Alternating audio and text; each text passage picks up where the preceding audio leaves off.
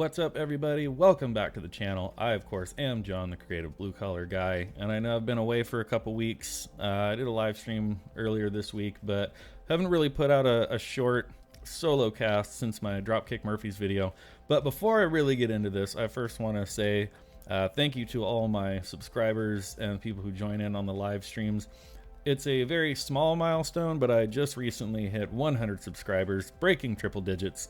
And so for this machinist who's still trying to work a full-time job and kind of play around on this YouTube thing with his friends and just kind of having some fun, it's a small milestone, but I still thought it was really cool, and just wanted to say thank you so much for all the love and support so far. And again, if you are new here, thank you for watching, and please consider hitting that subscribe button, like this video, share it out there for others to see. Make sure to ring that bell for notifications so you do get notified when I put out new videos, as well as go live with Roman and some of the other characters that I live stream with once or twice a week. But like I said, I've been away for a little bit, been busy with work, but just when I was trying to think, how am I going to follow up my Dropkick Murphys video? I've been getting a lot of both love and hate for that one, which I expected. You know, I say bring on the hate mail, because I know when I'm going to put something out there, like this one too, I'm probably going to catch some hate for this one as well, but I'll take all the hate mail. You can let me know in the comments how I'm a good for nothing, don't know anything, whatever. But just when I'm thinking, what's my next video going to be on? The clouds parted and God reached down and said, here is a story of Jim Root from Slipknot calling out Rage Against the Machine. And just Jim Root, chef's kiss on this one, because we're going to get into it right now, but I could not agree more with everything that he says in this interview that I'm about to read a few snippets from. Right there on the headline, you can see Slipknot's Jim Root says, message of Rage Against the Machine's killing in the name of seems backwards to me. I think we all know which line he's talking about, but let's continue.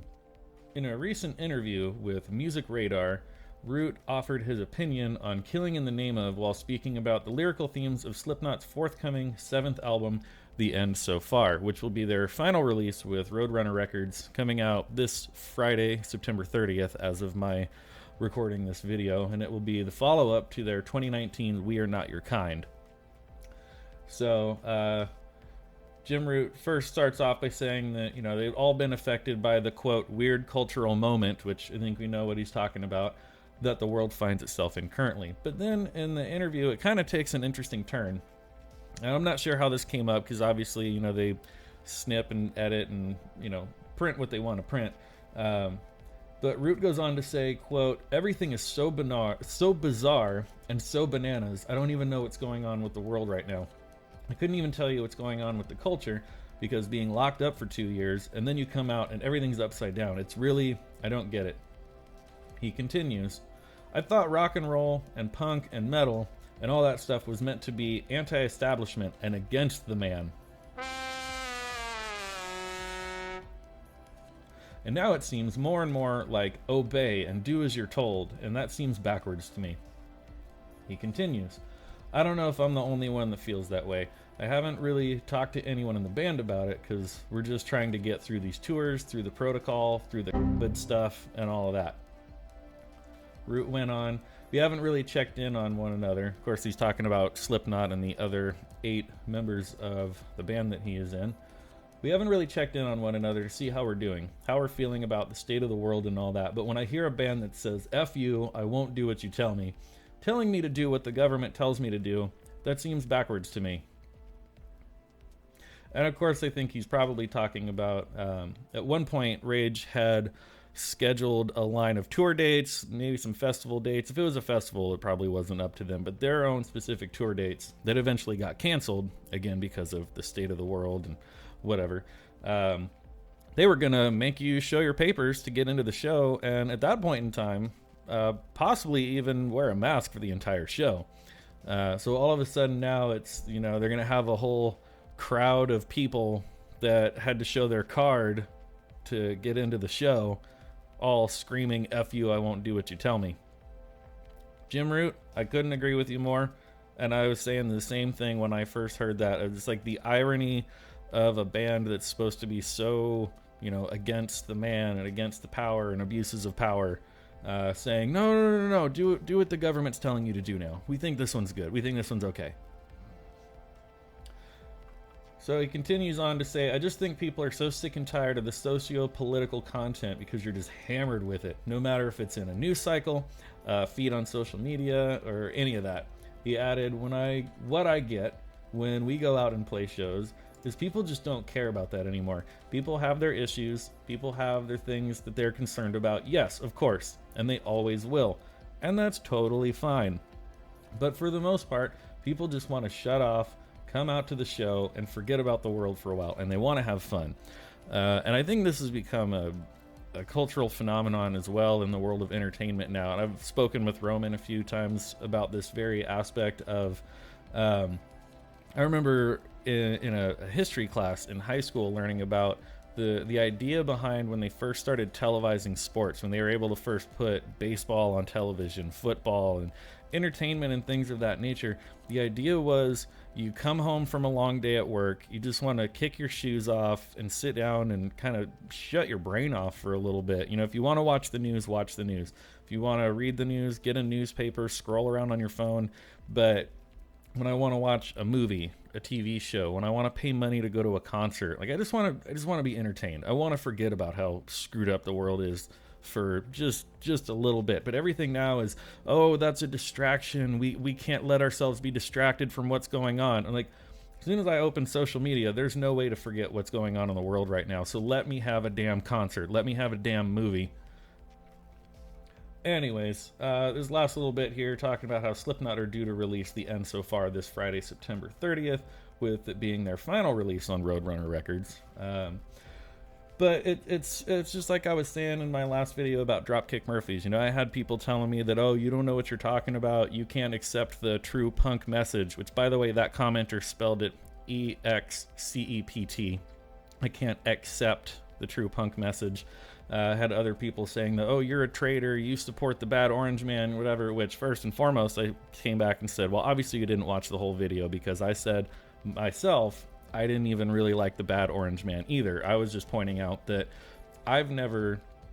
you'll have to go back and watch the video. Maybe I'll throw a clip in here. I don't know, because I'm getting off topic here just a little bit, but I'm assuming some of you here have at least watched the Dropkick video. Ken Casey is going off on the election deniers and saying, if you disagree with me, I'll fight you in the parking lot. So me watching this, I'm saying, well, I didn't like the bad orange man. I definitely don't like Biden.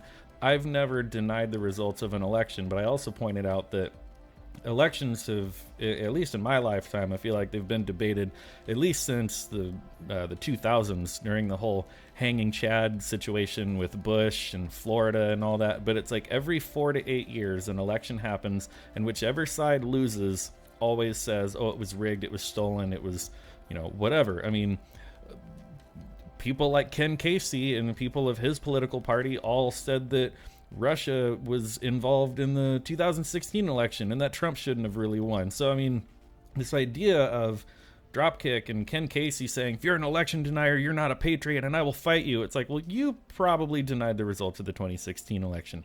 But I digress. I'm getting off topic here. It's just Jim Root saying that Rage Against the Machine has basically become a government band and that people are just kind of tired of this. People just want entertainment.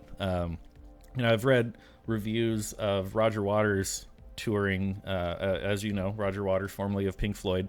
A lot of his lyrical content is very politically driven. Pink Floyd's music was very politically driven. I mean, most of their albums, especially The Wall, was very anti-war lyrical imagery, but the music was good, and that's fine. I can just listen to the music and be entertained. But I've read these reviews of how Roger Waters will go out on solo tours, and for a name like him, you're probably paying upwards of thousands of dollars to see a former member of Pink Floyd live on stage. And the reviews say that he spends half the time just lecturing the audience about current events and the state of the world and everything. It's like, bro, we know what's going on. I don't really need to hear your opinion on it. I don't need you to tell me how to think and feel just because you're the guy on stage with the microphone. Write it into your songs and sing your damn songs, because you pay a lot of money to go to a show. You just want to be entertained. So, again, Jim Root, my hat is off to you, sir. I love that you're calling this out. You're saying the exact same thing that I was saying as soon as I heard that Rage was going to be requiring these things at their shows, and just A whole crowd of people showed their papers and wearing masks, shouting, "F you, I won't do what you tell me," are now following the message of, well, maybe you should obey. It's kind of ironic. I don't know. That's all I have to say about this one today. Let me know what you guys think of this. Sound off in the comments below. Do you agree with Jim Root? Do you think that Rage has become a government band? Do you think that maybe musicians need to start just kind of shutting their mouths about politics a little bit? I actually read recently, too, that Alice Cooper said that he thinks when musicians spout off about politics that they are abusing their platform of being influential, and that they might not necessarily know any more about the world than you or I, than any of us, but because they're on stage and they have the microphone, they can sway people to think that way just because they're the one on stage with the microphone. Anyways, let me know what you guys think about this. If you have watched this far through, thank you so much. Words are hard. If you have watched this far through, thank you so much for being here. To all of my subscribers and supporters that have been here, thank you. If you are new here, again, please consider hitting that subscribe button. Like this video, share it out there for others to see. Ring that bell for notifications. Make sure they are set to all so you do not miss a new video or a new live stream. I'm John, the Creative Blue Collar Guy, signing off. I will see you next time.